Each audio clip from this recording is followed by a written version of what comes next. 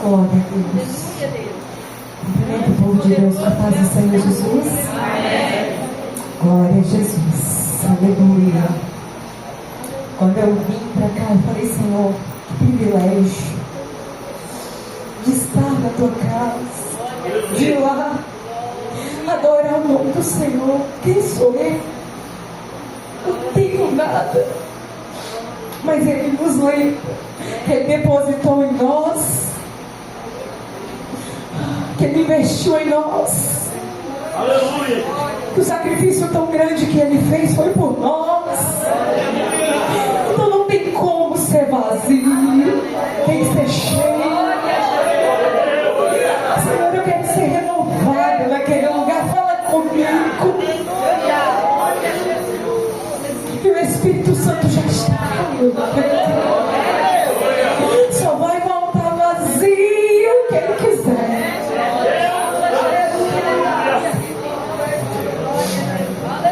Oh, glória. Oh, glória. Ele viu você, Ele investiu em você.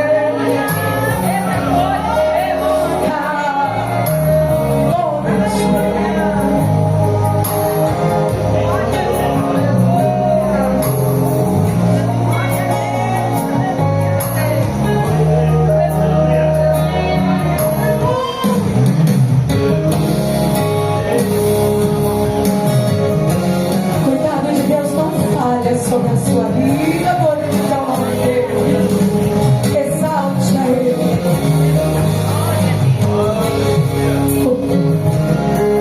Eu não sei o que Ele viu, não entendo porque Ele amou. Eu não sou o que devia ser. Mesmo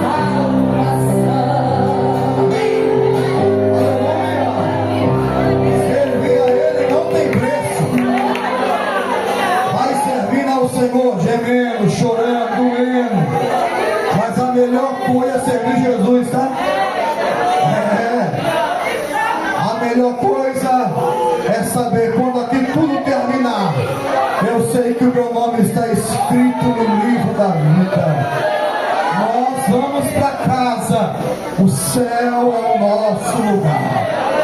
Então lute contra você mesmo, mas permaneça em Cristo até o arrebatamento da igreja. Quantos vieram ouvir a voz de Deus pela palavra? Glória a Deus. Evangelista Alcinei, em liberdade.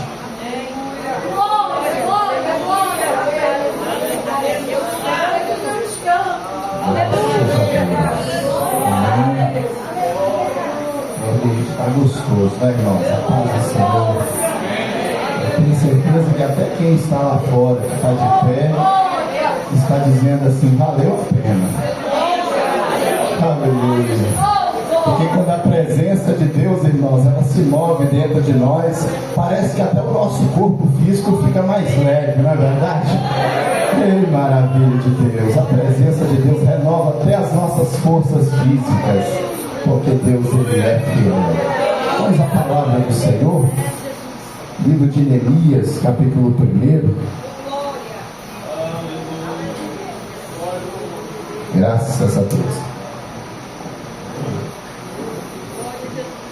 Vocês não fazem com pastor não, né?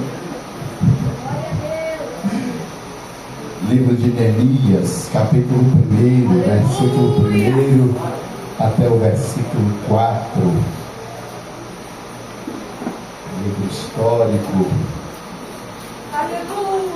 Quero aproveitar aqui e agradecer mais uma vez ao nosso pastor presidente, pastor Jonatas, nosso pai na fé, que tem sido intercessor e que tem nos confiado responsabilidades tamanha.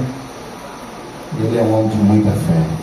E a todo o ministério, pastor Josemar, vice-presidente, ao dirigente desta congregação, presbítero Jonatas, nosso amigo, juntamente com a irmã Tatiana, que está na liderança dessa congregação. Quero também parabenizar todo o conjunto pela essa festa linda, a quem vocês oraram, consagraram, prepararam tudo para que o nome do Senhor seja glorificado. Amém? Vamos à leitura da palavra do Senhor. Saudando assim, eu saudo a todos os irmãos e companheiros da obra do Senhor, a quem são importantes para nós, né? O que seria de nós se não fosse Deus e se não fossem os nossos companheiros? Porque Deus usa eles para nos ajudar dia após dia, né? Eles são instrumentos de Deus para nós. A palavra do Senhor diz assim: as palavras de Neemias, filho de Acalias. E sucedeu no mês de Quisleu, no ano 20º, estando eu em Suzã, a fortaleza, que veio Anani, um dos meus irmãos, ele e alguns de Judá, e perguntei-lhes pelos judeus que escaparam e que restaram do cativeiro e acerca de Jerusalém. E disseram-me: os restantes que não foram levados para o cativeiro lá na província estão em grande miséria e desprezo, e o muro de Jerusalém fendido e as suas portas queimadas a fogo. E sucedeu que, ouvindo eu essas palavras, assentei-me e chorei, e lamentei por alguns dias. E estive jejuando e orando perante o Deus dos céus. Amém? Pode se assentar.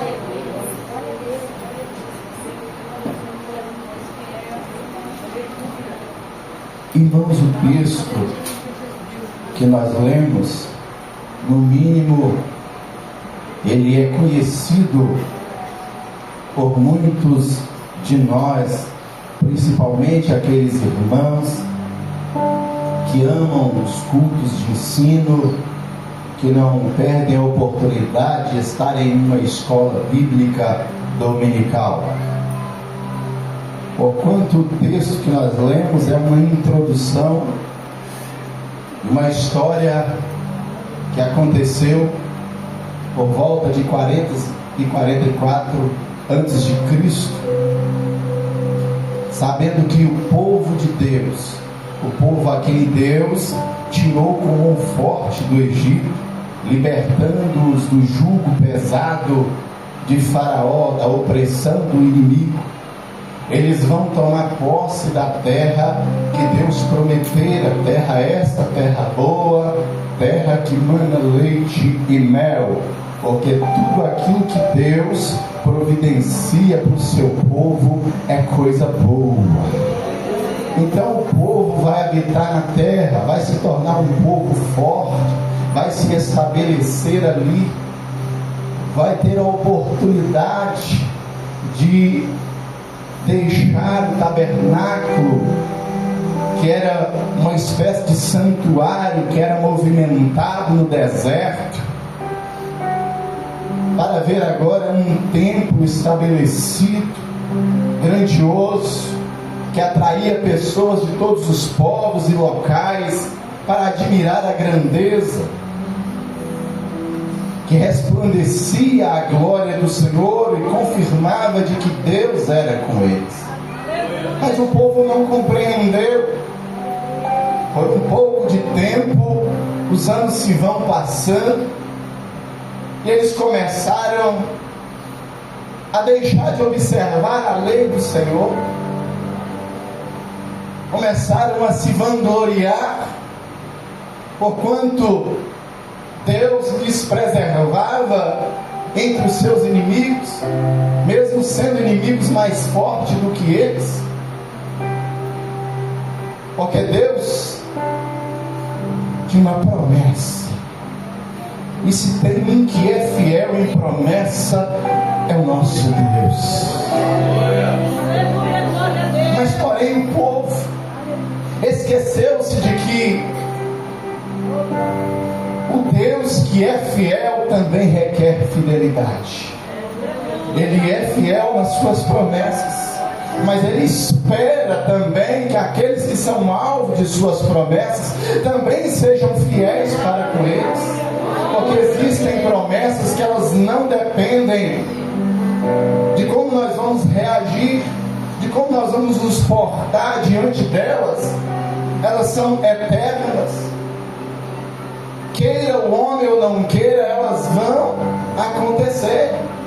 Coopere o homem ou tente impedir, elas vão acontecer. Assim como um arrebatamento, o anticristo pode tentar impedir a igreja de subir no ressoar da trombeta, mas ele não terá poder para tal, porque é promessa de Deus para o seu povo. Mas existem promessas que elas são condicionais, e para tanto o povo de Deus se afastou de Deus. Deus vai levantar profeta no meio deles, homens sinceros, com voz audível e entendível, de forma muito clara, exortando-os a buscar uma vida de conserto perante o Senhor. Mas todavia eles não deram ouvido à voz do Senhor, porque aonde há a verdade de Deus, o adversário sempre também vai levantar algum imitador, algum falsificador. Ele sempre vai tentar colocar um infiltrado para tentar contrapor a verdade de Deus com uma mensagem de engano e de mentira.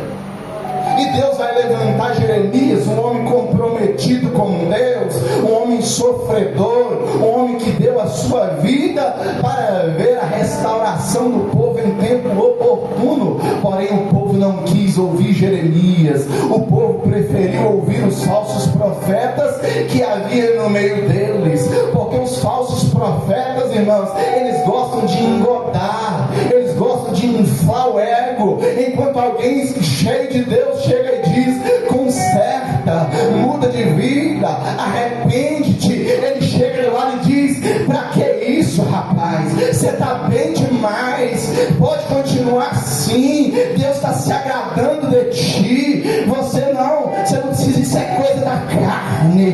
Deus está se agradando. Olha como que Deus tem te prosperado. Você está andando de carro novo, você mudou de emprego, as coisas estão indo bem. Mas quem disse, irmãos, que quando as coisas coisas materiais estão indo bem, as coisas espirituais estão no mesmo nível.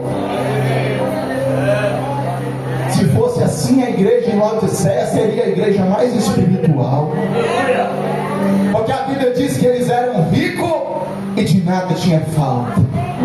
Mas aí o Todo-Poderoso, aquele que tem um diagnóstico perfeito, aquele que não se engana, aquele que vê além das paredes do templo, aquele que vê os lugares mais sombrios e inóspitos, aonde o pastor não consegue ver, aonde o esposo não consegue ver, a esposa não consegue ver, Deus vê. Aonde a Polícia Federal não consegue chegar, Deus está vendo. É por isso que de vez em quando ele faz um rebuliço por aí e alguém fica com a mão na boca dizendo: mas olha o que aconteceu. É Deus colocando às claras aquilo que estava acontecendo em oculto. Porque o nosso Deus, ele é um Deus de mistério, mas o nosso Deus não é um Deus de obscuridade. Ele não trabalha nas trevas, porque ele é luz e nele não há treva alguma.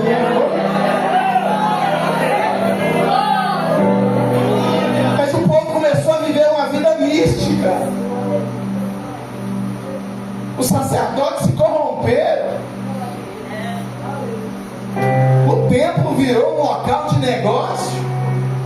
A adoração verdadeira, ela foi contaminada, porque Deus não divide a sua glória com ninguém.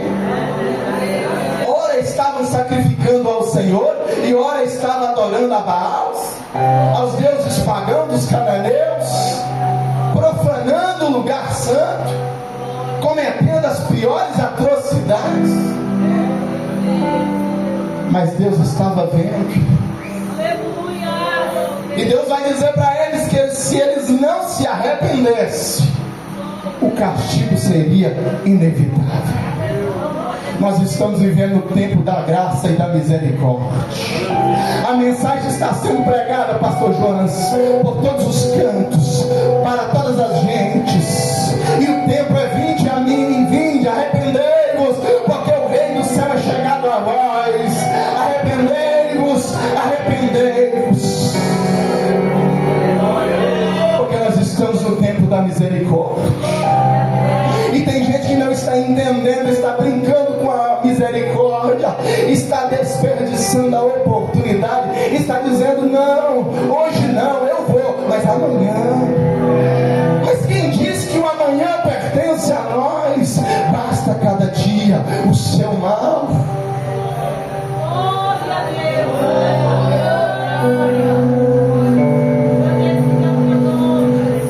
O povo vai começar a sofrer a opressão, porque o Deus que livra dos inimigos é o Deus que também suscita inimigos. O Deus que liberta os cativos,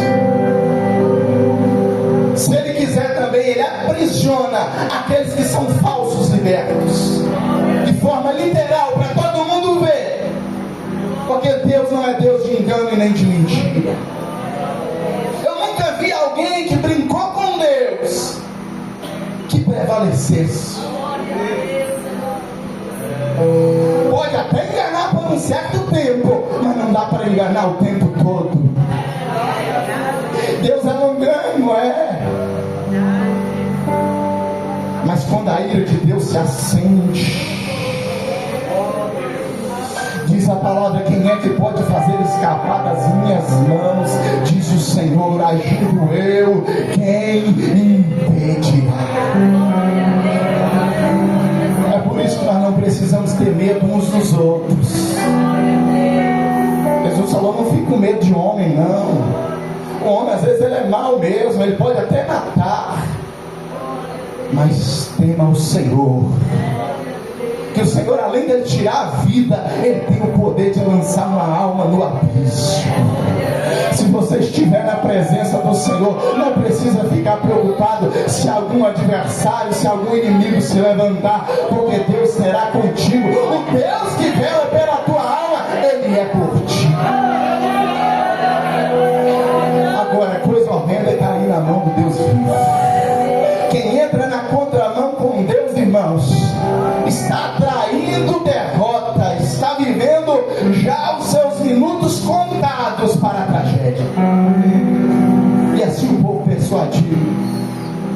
sua obstinação, a ponto de que Deus levanta Nabucodonosor, que vai pegar eles, aqueles que se gloriavam e diziam: jamais isso vai acontecer, porque aqui temos o templo do Senhor. Quem disse que Deus está alienado a alguma coisa? Deus é Senhor até do tempo. A terra dele é dele, a sua plenitude, o mundo e tudo aquilo que nele habita. Quem diz que Deus precisa de tempo para ser glorificado? Deus pode até ser glorificado no tempo, mas Deus quer um coração contrito e quebrantado. É isso que agrada a Deus. E se dentro do tempo tiver coração contrito e quebrantado, o templo se torna um lugar da presença de Deus. Mas se não tiver, irmãos, o templo se torna como um lugar como outro qualquer.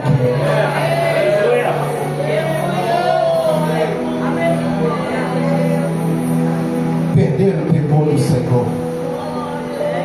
A pior coisa que tem, irmãos, é a ausência de temor. E a consequência disso, cativeiro. 3 levas. O povo vai ficar subjugado pelos babilônios, pela Caldeia. Mas Deus tem uma promessa. Esse Deus não esquece das promessas que Ele faz. Aleluia. Enquanto alguém está lá sofrendo, está triste, está chorando, está dizendo: não há esperança para nós, acabou-se, a nossa glória foi, não há jeito para nós mais, nós não temos terra mais, nós não temos nação, nós agora voltamos a ser escravos, a fazer tijolos, a trabalhar nas margens do rio Quebar. Mas Deus tinha uma promessa. E quando Deus tem uma promessa, essa promessa ela foi feita para Abraão, de que a sua descendência, de que o trono de Davi não teria fim. Aleluia. Deus ainda tem um plano, e quando Deus tem um plano, Deus restaura. E Deus vai enviar pela mão de Ciro um grande livramento, que vai estabelecer agora novamente um retorno. Por aproximadamente 50 mil vai retornar com Zorobabel para Jerusalém, depois de 70 anos, cumprindo-se aquilo que predisse o profeta Jeremias, para restabelecer, para reconstruir o templo que havia sido derribado. E a palavra de Deus diz que o templo ele vai sofrer diversas oposições para que ele fosse restabelecido, mas Deus vai dar graça, Deus vai levantar pessoas comprometidas, pessoas vocacionadas, porque a obra de Deus só se faz com quem tem compromisso com Deus, e com quem tem compromisso com a obra. Deus não conta com aventureiro, mas Deus conta com os bem-aventurados, com aqueles que são felizes. Pode até estar pisando sobre escombros, pode até estar diante de paredes queimadas, mas já estão olhando, estão vendo o tempo reerguido e está dizendo: vai ficar bom, vai dar certo, pastor Jonas, pode investir, conta comigo, eu estou aqui para ajudar. O templo vai ser reconstruído. Porém o povo estava em minoria. A próxima leva extra, o escriba, vai com aproximadamente 15 mil pessoas que o acompanhavam, vai fazer ali, vai trazer um conserto para aquele lugar, porque sem a palavra de Deus, irmãos, a obra não flui, a obra não acontece. E em seguida, quando Esdras ainda estava em Jerusalém, nós vamos chegar no texto que nós lemos. Neemias estava em Suzã. Neemias era um servo do imperador, que agora é o novo império que dominava Medo-Pérsia. onde o açoeiro que estava no trono era Artaxerxes, e lá estava ele servindo na casa real. E a palavra de Deus diz no versículo 1 que ele estando em Suzã era um palácio de inverno, um local extremamente aconchegante, que representava a grandeza do Império Medo-Persa, que naquela época foi o maior império, que chegou a dominar sobre mais de 180 nações. E lá estava Neemias. E diz a palavra do Senhor que no ano 20º de Artaxerxes vai chegar Anani, um dos irmãos de Neemias, e mais alguns que eram de Judá. E Neemias vai se dirigir a ele e vai perguntar pelos judeus que escaparam e também pelos que restaram do cativeiro, do cerco, e também acerca de Jerusalém. Veja bem que Neemias está vivendo em um palácio, está fazendo parte daqueles que serviam a nobreza real. Contudo, Neemias se inclina. Contudo, Neemias está preocupado com seus irmãos ou com seus compatriotas judeus. E a preocupação de Neemias começa por aqueles que restaram do cativeiro, por aqueles que escaparam, pelos sobreviventes. Neemias primeiro vai preocupar com as pessoas. Ele quer saber como eles estão.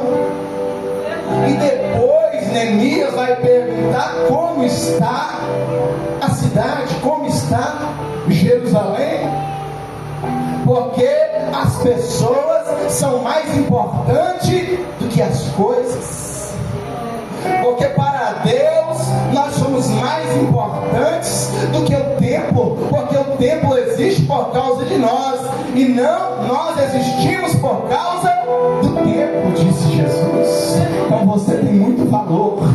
É por isso que a primeira igreja evangélica Assembleia de Deus de Barra de São Francisco, ela é uma igreja que tem uma visão muito boa, porque antes dela investir no templo, ela investe nas pessoas, porque você é mais importante do que os templos. Embora os templos também façam parte da nossa vida, é onde nós nos reunimos, é onde nós nos encobrimos do sol, às vezes do calor, quando temos uma estrutura como esta, e da chuva. Mas o mais importante são os sobreviventes. São aqueles que um dia estiveram presos, estiveram cativos, mas agora estão libertos. Como estão os libertos? Como estão os convertidos? Como andam os crentes das nossas igrejas? Neemias está em Suzã, mas o seu coração está inclinado para Jerusalém, acerca dos negócios de Jerusalém. Porque nós não somos deste mundo, pastor Jonas. Nós não somos de Barra de São Francisco, nós somos peregrinos nessa terra. É por isso que a nossa principal preocupação não é que Barra de São Francisco se torne uma potência na região noroeste. A nossa principal preocupação é que cada dia mais Deus salve almas, que Deus liberte vidas, que Deus transforme, que Deus sustente com a destra da sua justiça. Porque nós sabemos que nós não somos daqui, nós estamos aqui, mas os nossos sentimentos estão voltados para Jerusalém. Porque nós sabemos que a qualquer momento o rei vai nos dar ordem para ir ao encontro de Jerusalém. Onde está você, que pode estar pisando em Barra de São Francisco, mas o coração está em Jerusalém? Suzã tem de tudo, pastor Josemar. Suzã é a melhor estrutura. O que tem de melhor começa em Suzã. mas Neemias está preocupado com Jerusalém. E a Bíblia diz que ao ouvir isso, a mensagem era uma mensagem preocupante, estarrecedora. Era que os restantes, os que não estavam ainda no cativeiro, estavam em grande miséria e desprezo. E para piorar a situação, o muro estava fendido e as portas da cidade estavam queimadas a fogo. A Bíblia diz que ao ouvir isso, Neemias confessa que ele se assentou. Porque há momentos, irmãos, que não adianta desespero. Não adianta. Eu me lembro o dia que, por volta da meia-noite e pouco, eu acordo, celular tocando, e a notícia era: o mensageiro foi curto e reto. Estou te ligando porque a sua irmã passou mal e chegou no hospital, mas ela já chegou em óbito. Aí eu pergunto: qual delas? É a fulana. Então tá bom. Mas tá, o resto tá todo mundo vivo aí? Tá. Não é hora de desesperar. Não adianta. Aí eu falei com meu tio: eu vou até lá, mora na Sé. Falei: não, você não pode dirigir não. Eu falei: posso. Perigoso. Eu falei: não, tô tranquilo, Deus já levou. Não adianta desesperar mais. É hora de sair acelerando, fazendo loucura, irmãos, porque Deus nos deu a unção de equilíbrio. Nessa hora a gente se lembra da palavra. A Bíblia diz: consolai uns aos outros com essas palavras. A palavra do Senhor é para isso, é para nos dar estrutura na hora que nos falta estrutura. Não adianta alguém sair loucamente, se escabelando, tentando atravessar a rua sem olhar para os carros, porque não vai resolver o problema. Neemias foi sábio, ele se assentou. E a Bíblia diz que ele chorou e lamentou. Neemias não é mais homem do que nenhum de nós, não é melhor do que nenhum de nós. Ele trabalha dentro de um palácio, ele é um homem modesto, mas ele não é um robô, ele não é de ferro. E o coração de Neemias estava triste. E é natural que alguém que esteja sentindo uma amargura chore, derrame lágrimas. E a Bíblia defende isso dizendo que, no versículo 4 de Eclesiastes, que há momento que é momento de chorar. Tem a hora que é hora de chorar, irmãos. E não é feio o homem chorar. Não. Neemias tinha motivos para chorar. E ele lamentou por alguns dias.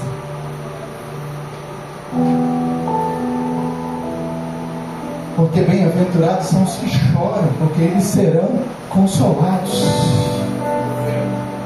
Mas o mesmo Jesus que ensinou a chorar, em dados momentos também ele mandou alguém parar de chorar. Ele chega para uma mulher que perdeu o filho, está desesperada, indo sepultá-lo na saída da cidade de Naim. Ele vai dizer para a mulher: mulher, não chore, cessa o choro, porque a vida chegou, a resposta chegou, o trabalhar chegou. Na hora de chorar, não chore mesmo, mas entenda que todo choro tem um fim, todo sofrimento tem um princípio, mas tem um fim, porque tem um tempo determinado. Não adianta, nós não vamos resolver as coisas chorando para sempre.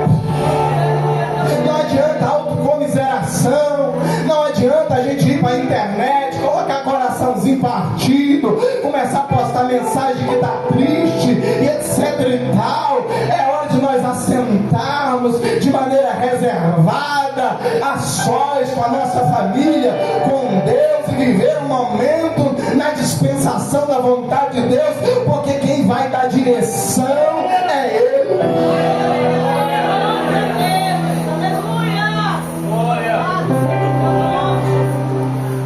Só que Neemias não continua só chorando.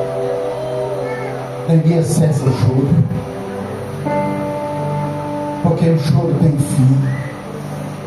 E a Bíblia diz que ao cessar de chorar, a tristeza de Jeremias era legítima, era sincera. Ele estava de fato comovido, profundamente comovido. Não é como muitas lágrimas que a gente vê por aí, que alguém até chega a classificar como lágrimas de crocodilo. Quando todo mundo está vendo, a lágrima sai, que dó, que pena. Mas depois que passa por trás da parede, a conversa já é outra. Às vezes até um sorriso de bem feito, parabéns, fez por merecer. Mas Neemias não. Neemias é um homem autêntico, sincero e verdadeiro. Neemias é um homem que tem empatia. E Deus gosta de gente que tem empatia, de gente que se comove com o sofrimento do outro, com a dor do outro, de gente que abraça as causas do outro, cumprindo o que disse Paulo em Gálatas capítulo 6, que nós que somos espirituais temos que ajudar os nossos irmãos quando eles estiverem passando por um momento difícil, porque nós temos a responsabilidade de ajudar a levar as cargas uns dos outros. Assim nós estaremos cumprindo a lei de Cristo. Temos que ser participantes das aflições dos nossos irmãos. Neemias está decidido a fazer alguma coisa. Aquele que sentou agora vai se levantar. Aquele que chorava agora vai orar e jejumar. A Bíblia não diz que Neemias saiu pedindo oração pelo palácio, pastor Jonas. Porque parece, irmãos, que nós estamos no tempo onde nós, parece que nós não entendemos ainda que o Senhor espera nós diante dele. Porque parece que nós estamos vivendo o tempo da terceirização. Falou que necessitou de oração. Às vezes o necessitado ele só sabe pedir os outros para orar, ele mesmo não ora. Mas Neemias não vai sair pedindo os outros para orar. Ele entende que Deus tocou, foi o coração dele, que Deus falou com ele. Se Deus tem falado com você, meu irmão, não sai por aí terceirizando, dizendo, delegando para os outros aquilo que Deus tocou no seu coração, que é para você fazer. Não, vai para a oração, vai para o jejum. Mas a minha esposa não quer comigo. Conversa com ela direitinho, faz como Paulo falou, não cria contenda não, porque senão você pode trazer um problema e abrir brecha para o adversário. Mas explica para ela que você serve antes de tudo ao Deus do céu e que Ele te tocou e te inspirou a fazer isso. Neemias vai orar e ele jejuma e ora perante o Deus do céu. Irmãos, e quem jejuma e ora perante o Deus do céu não fica sem resposta. Neemias não está zangado com Deus, ele não está revoltado. O texto diz no versículo 5 que as palavras de Neemias perante o Senhor é: ah, Deus dos céus, Deus grande e terrível. Ele vai chegar diante de Deus, ele não vai diminuir Deus por causa do estado que a cidade estava e que o povo estava vivendo, mas ele vai chegar diante de Deus engrandecendo o nome do Senhor. Porque tem gente que tudo de ruim que ele vê por aí, ele quer atribuir a Deus. Ele acha que Deus tem que fazer um cenário perfeito, que tudo tem que ser como no jardim do Éden era. Mas eu quero dizer para você que Deus é especialista em cenário conflituoso. Deus é especialista em terra arrasada. Deus é especialista em transformar deserto em manancial e terra seca em terra produtiva e fértil.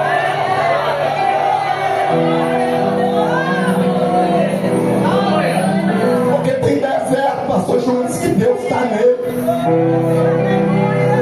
mas tem muitos jardins que Deus não está nele.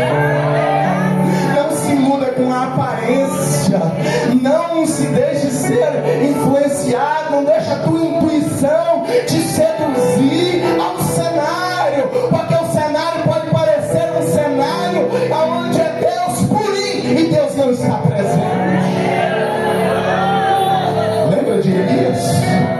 Quando estava na caverna,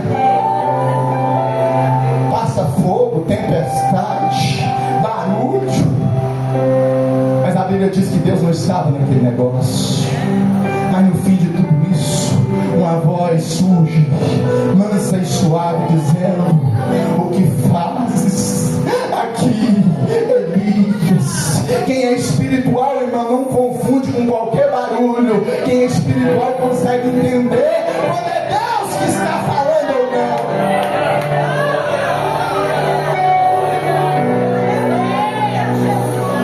E Neemias sabia que era Deus que estava me tocando. Deus vai trabalhar na vida de Neemias, porque Neemias é servo. Neemias se humilha perante o Senhor. Ele não é sacerdote, mas ele vai confessar o pecado do povo. Ele vai se humilhar diante de Deus, vai dizer: nós merecemos mesmo, Senhor. O que está acontecendo é consequência da nossa desobediência na minha casa, na casa do meu pai, do meu povo, da minha gente. Mas Neemias está em Suzã, irmãos. Mas Neemias é crente. Neemias está vivendo em um lugar onde a crença ali era em vários deuses, mas ele é fiel a um Deus só, ao Deus do céu. E ele conhece Deus, ele conhece a palavra, e ele vai se lembrar de que tudo que estava acontecendo foi dito por Moisés quando profetizava que esse povo seria disperso, mas que Deus traria novamente. Não seria um fim.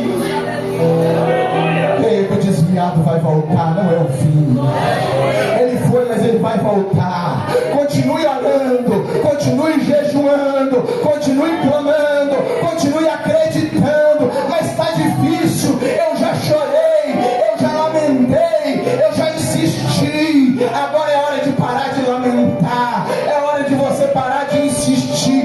Não quer ir para a igreja mais, pastor? O que eu faço? Não traga obrigado. Vai para a oração, vai para o jejum. Se a tua voz não resolve, deixa Deus falar por ti.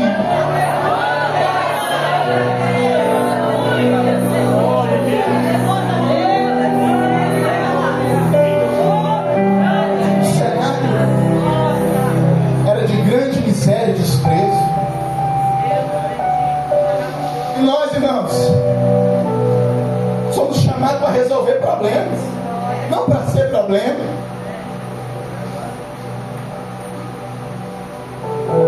Por isso que o melhor título que existe na Bíblia não é sacerdote, não é pastor, não é profeta,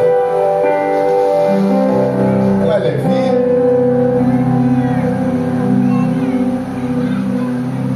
é servo. Neemias é servo. Porque aonde tem servo, Deus levanta pastor, Deus levanta sacerdote, Deus levanta levita.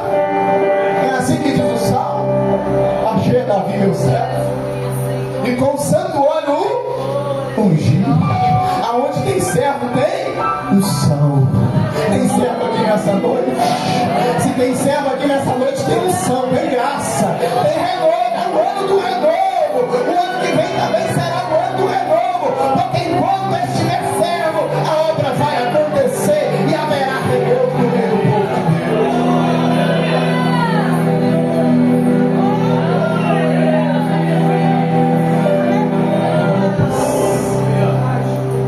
Neemias vai pedir a Deus graça. Está difícil lá na tua casa, irmão? Está difícil lá, irmão? Tá. E não vai adiantar você sair contando para todo mundo. Mas vai pro joelho.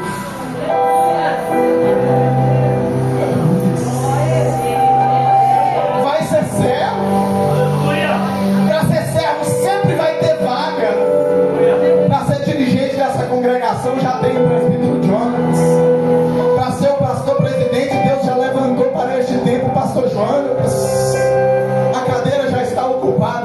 faça servo, tem vaga. Tem vaga. Você não está entendendo, tem vaga. Não, mas esse tempo aqui é pequeno. Se precisar, a gente quebra as paredes e reconstrói de novo um pleno tempo. Mas tem vaga. Tem vaga. Tem vaga. Ah, no céu tem muitas moradas. Tem vaga. Se não fosse assim, ele disse: eu prepararia mais lugar. Mas o lugar já está preparado desde a fundação do mundo para quem é servo.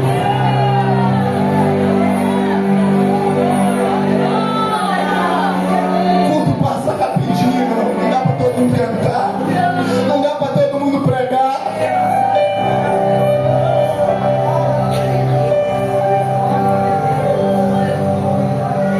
Mas para servir, tem vaga para ser servo. Para ser servo não precisa saber falar inglês. Para ser servo não precisa ter crachá. Para ser servo basta ter um coração humilde. Basta ter empatia. Basta abraçar as causas uns dos outros e considerar, como ele diz, Filipenses capítulo 2, o nosso irmão superior a nós mesmos. Seguir o exemplo de Cristo, que sendo forma de Deus não usurpou ser igual a Deus, mas tomou forma de servo e fez-se semelhante aos homens. Tem vaga. Neemias entendeu que ele não estava à toa no palácio de Susã. Ele era copeiro do rei e ele vai pedir graça a Deus para chegar diante do seu imperador. A responsabilidade dele era muito grande, irmãos. Ele era um homem de autoconfiança do imperador. Ele era um copeiro. O copeiro era uma espécie de assistente. Veja bem, ele não é da mesma nacionalidade, mas mesmo assim ele alcançou essa posição honrada, porque ele era um homem de caráter. Ele era um homem honrado. Ele era um homem leal. Ele era alguém de confiança do rei. Então a ele estava encarregado de servir o rei. O rei não bebia coisa alguma sem antes passar pela mão de Neemias. Você já parou para pensar a responsabilidade que Deus tem te confiado? A comida que a tua família come, ela passa pela tua mão. Abençoa essa comida. Até a limonada que você fizer, abençoa ela. Fala: Deus, quando meu filho tomar essa limonada, vai desintoxicando esse vício de cerveja que ele tem. Que essa limonada possa ser uma forma que o Senhor vai trabalhar na vida do meu filho. Eu abençoo essa comida, porque quando ele comer da minha comida, Senhor, ele não vai querer mais ir para o boteco comer petisco no final de semana, mas ele vai querer ir para a tua casa adorar o teu nome. Neemias era servo fiel. E, portanto, o rei identificou isso no seu semblante, porque ele passa pelo menos 120 dias neste propósito de oração. Do mês de Quisleu, que é novembro, até o mês de Nisan, que é março. E ele vai chegar diante da majestade do rei. E o rei vai perceber, porque ele tem intimidade com o rei. Quem tem intimidade com o rei, irmãos, sabe como é que funciona, né? Intimidade. Quem tem intimidade com Deus, o que acontece é Deus está atento, Deus está observando. O rei olhou para ele e falou: o que está acontecendo com você? O rei já tinha perdido o pai assassinado, então ele temia que algo estivesse acontecendo, que Neemias estivesse, quem sabe, sendo pressionado a conspirar.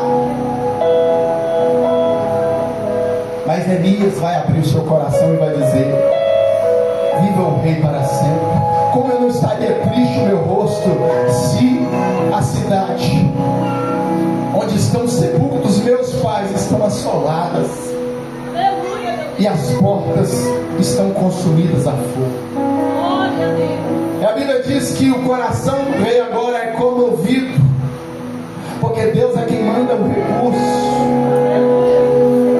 Você não tem que ficar preocupado com o recurso, você tem que preocupar em ser um servo fiel, porque o recurso Deus provê. Deus vai usar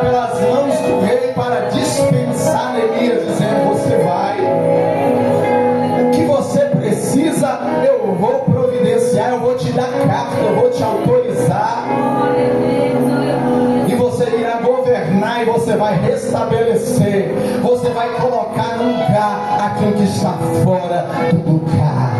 Tem servo aqui nessa noite? Deus confiou a você colocar no lugar aquilo que está fora do lugar. Aquele que está caído, Deus vai te ajudar. Deus vai te usar para ajudar a levantar. Aquele que está com o coração ferido, Deus vai te dar um bálsamo para levar a cura. Aquele que está em desespero, Deus te usa para levar a esperança. Sabe por quê? Porque você é servo. E você abraçou a causa do bem. E a palavra de Deus diz que aprove ao rei enviar-lhe por um certo tempo. Neemias não perdeu a oportunidade. Irmãos, não deixe para amanhã o que a gente pode fazer hoje. Porque para aquilo que Deus tem para a nossa vida, para aquilo que Deus espera de nós, irmãos, Deus determinou o tempo.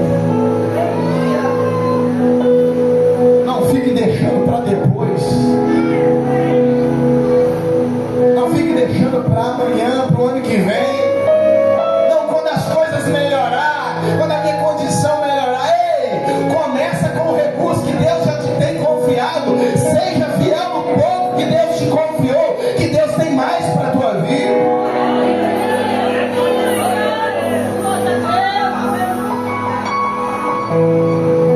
Porque a obra é por um tempo, irmãos.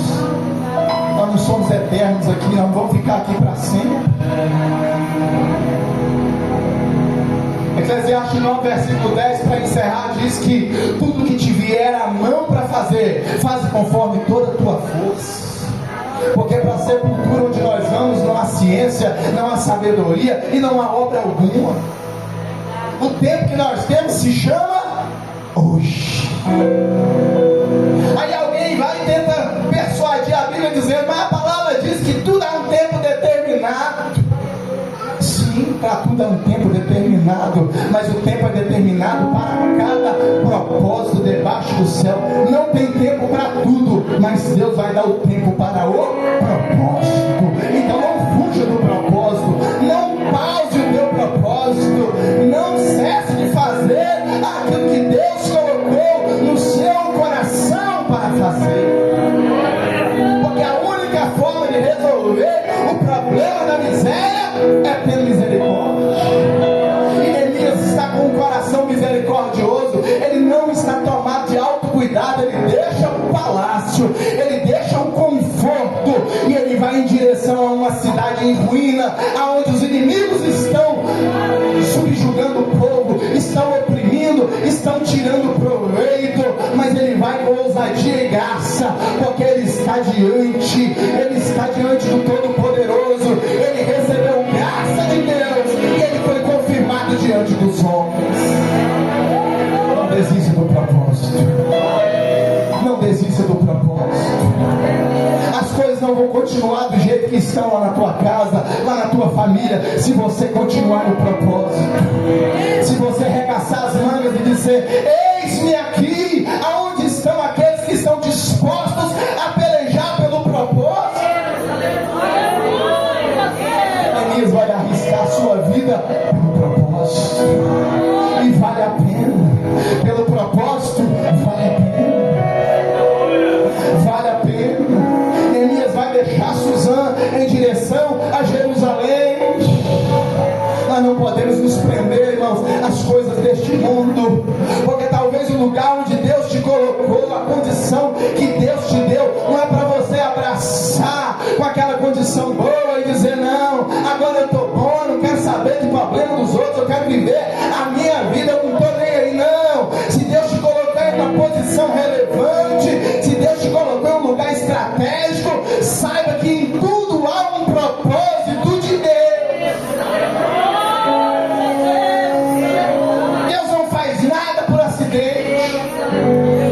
Se você está aqui nessa noite é porque é propósito de Deus. É propósito de Deus. Mas isso aí não significa muita coisa. Significa sim. Para quem quer reconstruir, até uma pedrinha, até um grão de areia, até uma colher de cimento faz diferença.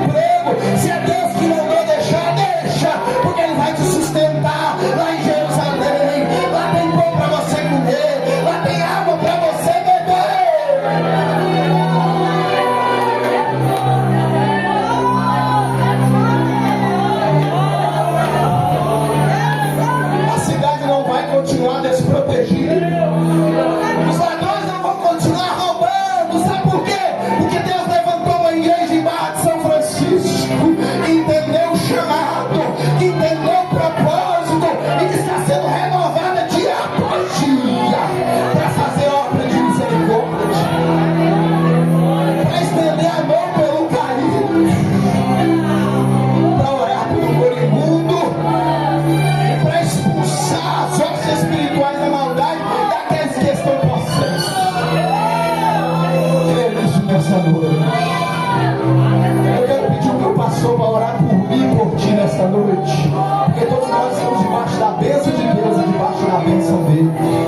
Enquanto nós oramos, você pede a Deus graça. Pede a Deus força, porque Jerusalém te espera. E sem graça você não consegue fazer a obra de Deus. Sem graça você não consegue chegar a Jerusalém. Porque quem tem graça, as portas se abrem. Porque Deus se responsabiliza. Que Deus em Cristo abençoe. Oremos, Deus, em nome de Jesus. Nós oramos com a tua igreja nesta noite, depois da porção da tua palavra, onde o Senhor falou conosco mais uma vez.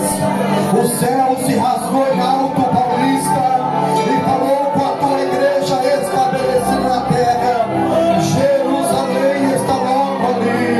Que possamos estar preparados, apercebidos, disponíveis para ouvir, e não somente ouvir, mas fazer aquilo que o Senhor tem para que nós façamos nessa última hora.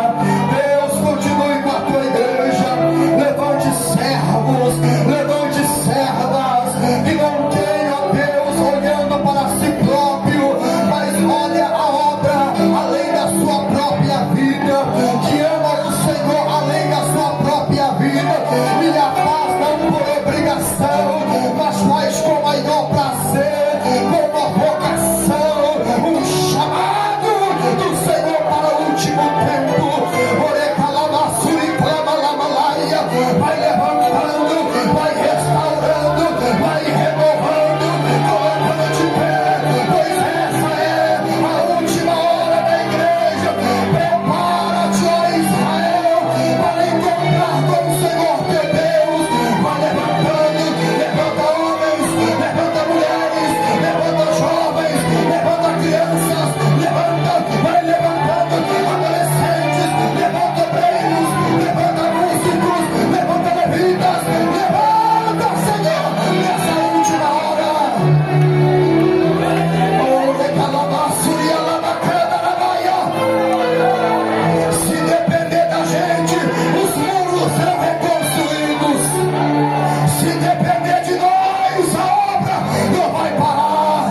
Se depender de nós, a glória na segunda casa é maior do que a glória na primeira casa.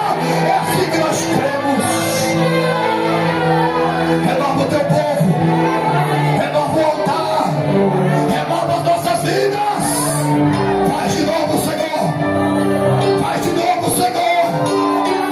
Alebalabacalamassuri, clamalamaga. Vai levantando, Senhor. Oh, Espírito Santo, oh, Espírito Santo, assopra o teu vento em nosso meio, aqui nesse altar, nos músicos, no conjunto, lá fora do terreno, onde alguém disponível, assopra o teu vento, Espírito. Alabaia, suri, calamanahai. Alabaia, pecalabaia, suri, alamanahai. Oh, Espírito Santo, nós cremos e nós profetizamos no nome de Jesus, no nome de Jesus, no nome de Jesus. Aleluia. Glória seja dada ao Cordeiro de Deus.